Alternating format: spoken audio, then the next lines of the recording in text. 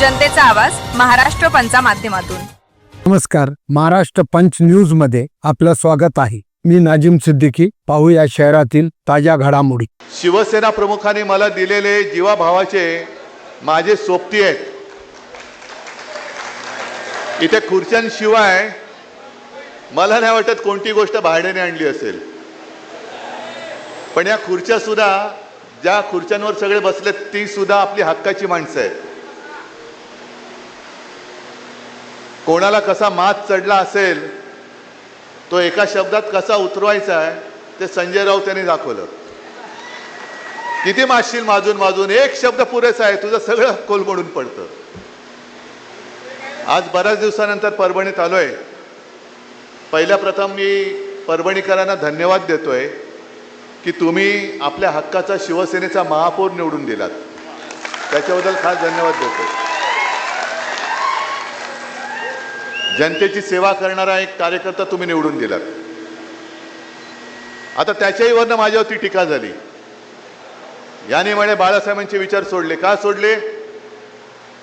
की म्हणे महापौर मुसलमान आहे। असेल, पण तो आमचा आहे, त्याला शिवसेनेची उमेदवारी घेऊन शिवसैनिक म्हणून तो लढलेला आहे। बरं, ज्यांनी माझ्यावर टीका केली की यांनी म्हणे मुस्लिम महापौर दिला, बाळासाहेबांचे विचार सोडले, मग त्या गदड्यांना विचारायचं, तुम्ही कालच्या विधान परिषदेमध्ये जो आमच्या नावंदरच्या विरोधात उभा करून निवडून आणला तो कोण आहे? मग ठीक आहे, आपण तराजू काढू। त्याने निवडून दिलेला आमदार, त्याची पार्श्वभूमी काढा, त्याच्यावरती तो कुठे काय केस खटले बिटले होते, तुरुंगात होता का ते काढा। आणि एका त्या महाराजांच्या कीर्तनासाठी स्वतःची शेती पीक काढून ती जमीन उपलब्ध करून देणार आमचा महापौर बघा।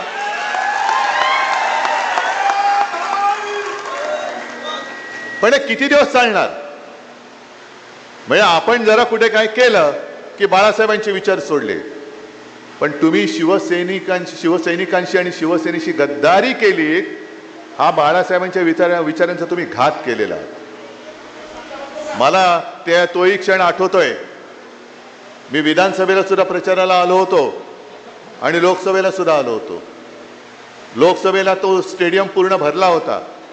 ते राहुल ती सभा एक आपल्याला परत घ्यायचे, त्याच स्टेडियम मध्ये घ्यायचे।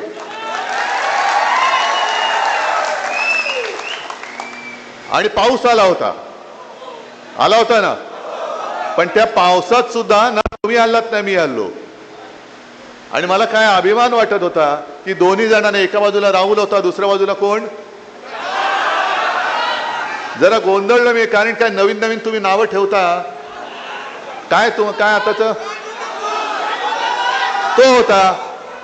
आता मला काय माहित की वाघाचं कातडं पांघरलेला हा काय, जरा मला शब्द पाठ करायला त्रास होतो। वाघाचं कातडं पांघरलेला कोण होता? तर मी काय करू? मी केले दोघांच्या हातवर। त्यातला एक हात राहुलनी जो पकडला होता तो वरच्या वर चांगला, अजूनही अभिमानाने, आणि दुसरा पळाला, विकास करण्यासाठी पळाले। मला पत्रकारांनी तेही विचारलं, विकास निधी? म्हटलं कोणाचा? मतदारसंघासाठी, मतदारांसाठी की स्वतःचा खाजगी विकास निधी? कारण तो एक व्हिडिओ तो सुद्धा फिरतोय, विमानात बसलेत महाशय आणि बदाम वगैरे खात आहेत। म्हणजे शेतकरी बिचारा असाच उपाशी आहे।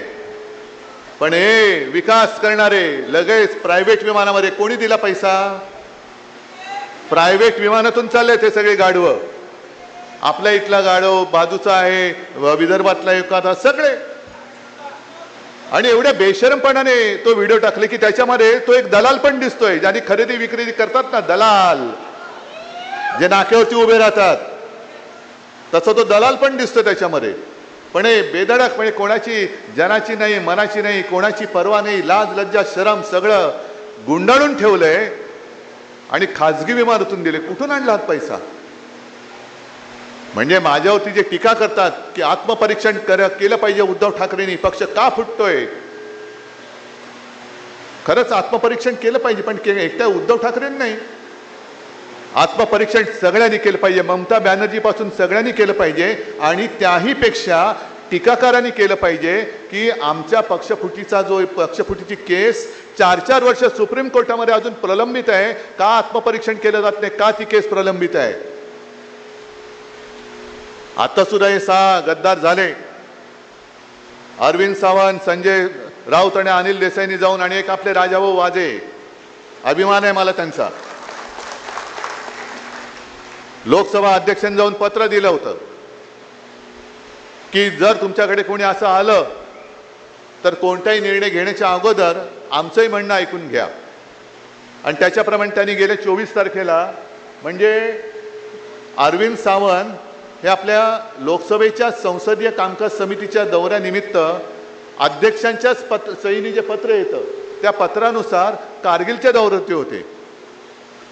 कारगिलचा म्हणजे देशासाठी हा महत्वाचा विषय. कारगिलच्या दौऱ्यात तुम्हीच पाठवलं होतं. येणार होते 25 तारखेला, पण लोकसभा अध्यक्षांचं फरमान आलं तुम्ही 24 तारखेला या.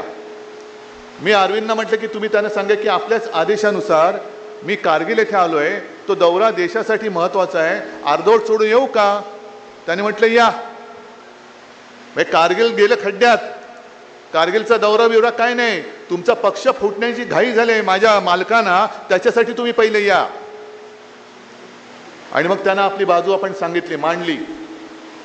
जी बाजू मी शिवसेना वर्धापन दिनाच्या निमित्ताने ती उल्हास बापट म्हणाले ती मी क्लिप ऐकवली होती, तुम्ही ऐकली असाल ती क्लिप. त्याच्यात स्पष्ट आहे, ते काय शेड्यूल 10 ना, त्याच्यामध्ये असं म्हटलेलं आहे की 2/3 लोकांनी, म्हणजे हा माझा पक्ष आहे, हा पक्ष इथून निवडून देतो, तेव्हा ते जाऊन तिकडे बसतात. तिकडे जाऊन बसणारे म्हणजे पक्ष नाहीत, ते आमचे प्रतिनिधी आहेत, लोकप्रतिनिधी आहेत. लोकप्रतिनिधी म्हणजे पक्ष नव्हे, जनता मतदार म्हणजे पक्ष आहे. आणि 2/3 जे सभासद असतात तिकडे लोकप्रतिनिधी असतात, ते जर का इकडून तिकडे गेले आणि दुसऱ्या पक्षात विलीन झाले तर त्याला कायदेशीर मान्यता मिळू शकते का? तर उल्हास बापटांनी म्हटले नाही. कायदे तज्ज्ञ आहेत उल्हास बापट, बुजुर्ग आहेत. अशी माणसं फार थोडी राहिले ज्यांना कायद्याची, नुसते बुजुर्ग नाही तर कायद्याची काही बूज आहे, कायद्याची काही जाणीव आहे, कायद्याबद्दल काही आदर आहे, कायद्याचा अभ्यास आहे. आणि त्यांनी स्पष्ट सांगितले की त्याच्यात संविधानात हे कोणी तुम्ही, मी किंवा बापटांनी लिहिलेलं नाहीये. संविधानात, घटनेमध्ये लिहिलेलं आहे की जेव्हा एखादा पक्ष दुसऱ्या पक्षात विलिनीकरणाचा निर्णय घेतो त्याला 2/3 लोकप्रतिनिधींचा जर पाठिंबा असेल तर ते होतं. 2/3 लोकप्रतिनिधी विलिनीकरणाचा निर्णय घेऊ शकत नाही. आता हा तुमचा नवीन जो शब्दांनी तुम्ही जो बॉस म्हणताय, हे सगळे 6च्या 6 जर कायद्याचं राज्य या देशात असेल तर ते बाद झाले पाहिजे. जर कायद्याचं राज्य असेल तर. आणि कायद्याचं राज्य नसेल, पण मला अजूनही लोकसभा अध्यक्षांवरती विश्वास आहे, कारण शेवटी तुम्ही कायदा पाळला नाहीत तर जनतेला सांगू शकणार नाही तुम्ही कायदा पाळा म्हणून. सुरुवात वरून व्हायला पाहिजे. लोकसभा अध्यक्षांनी कायदा पाळला पाहिजे. जे डॉक्टर बाबासाहेब आंबेडकर यांनी आपल्याला घटना दिलेली आहे, जी घटना दिली त्या घटनेनुसार जे योग्य आहे ते योग्य करण्याचा अधिकार हा लोकसभा अध्यक्षांनी दिला आहे. अधिकार आणि मर्जी याच्यामध्ये फरक आहे. आम्ही अधिकार मानतो, मर्जी मानणार नाही. मर्जी नाही मानणार आम्ही. आणि म्हणून 2/3 जर तिकडे गेले असतील, त्यांना वाटलं असेल की 6वा आला म्हणजे झालं, 6वा आला म्हणजे झालं. होत नाही. आणि कायद्याला जागणारे लोकसभा अध्यक्ष आहेत असा माझा अद्याप तरी विश्वास आहे. आणि कदाचित या चॅनलच्या माध्यमातून ते बघत असतील. मी जे मराठीत बोलतोय ते हिंदी करून त्यांना कोणतरी सांगत असेल तर त्यांना मला हात जोडून सांगायचंय की जे महाराष्ट्र जनतेचा आवाज, महाराष्ट्र पंचा माध्यमातून.